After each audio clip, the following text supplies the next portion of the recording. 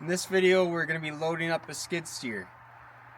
First thing you're going to want to do, make sure your ramps are in line with the skid steer tracks. I have the skid steer pulled up here. I'm roughly right about there. Come over to my second ramp. Going to make sure I pull the pin, keep it in my hand, pull the bar out to the side so that you don't run it over later.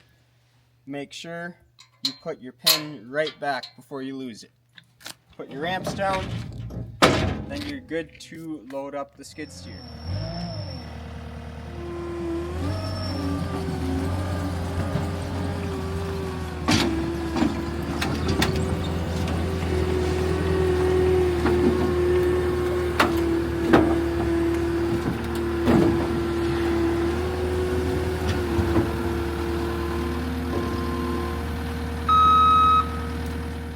This is as far up as I want to pull up with the skid steer. I also don't want to be any further back due to the fact that I know right here is where the engine's at. That's going to be the heaviest part of the machine. You want it to be balanced right over both these axles. You don't want to be too far forward, that will push you. You put it too far back, you will fishtail. So on our binders, our chain binders, you're going to see that on this trailer we have yellow hooks. That matches the yellow painted trailer. There should be 4 binders, which I see, all with the yellow hooks, including your chains. Your chains, there should be 3 chains on each trailer with hooks that are matching the side of your trailer. So now that I'm loaded up, I'm ready to chain down front end. With this particular setup, I have the rock bucket, so I'm actually going through the rock bucket. But anytime you have an attachment on, whether it's forks, bucket, grapple, rock bucket, you will need to chain down the actual piece of equipment, run over the chain with the attachment. So right here, we're going to go around the tow hook, the actual designated spot, and just quick hook back. You don't need a bunch of slack and then hook. And then you're going to come down here. What I always like to do is drop it right down on the rail. Pull all your slack. And a little trick that I don't want to tell most people, but you don't need this first side to be the tightest, because when you go to that side, it will tighten down this side when you really get that down.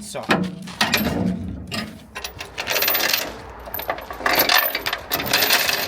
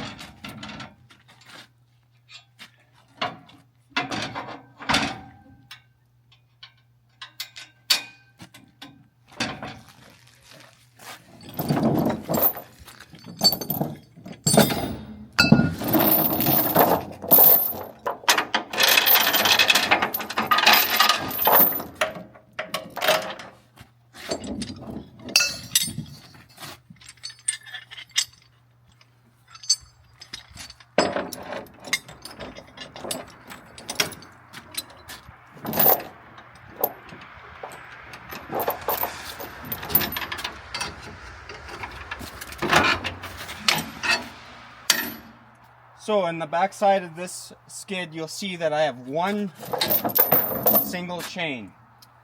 But the most crucial thing is to have independently, this is tight, pulling down this corner. It's one of the 4 points of contact that your skid steer needs to have to go down the road. So one thing with these binders, as you saw in the video, they do have a little tension. They are a spring. So when I'm pushing this down, I'm not going like this. I'm staying behind the bar and pushing down.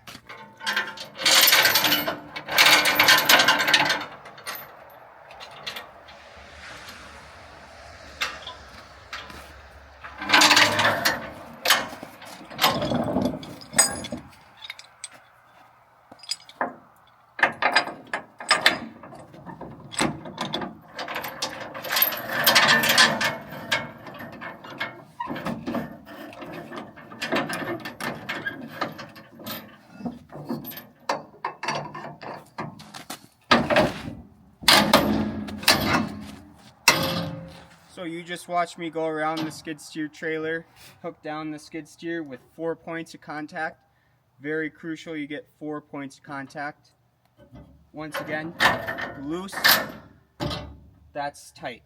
That's all that matters. You have the corners all being pulled separately.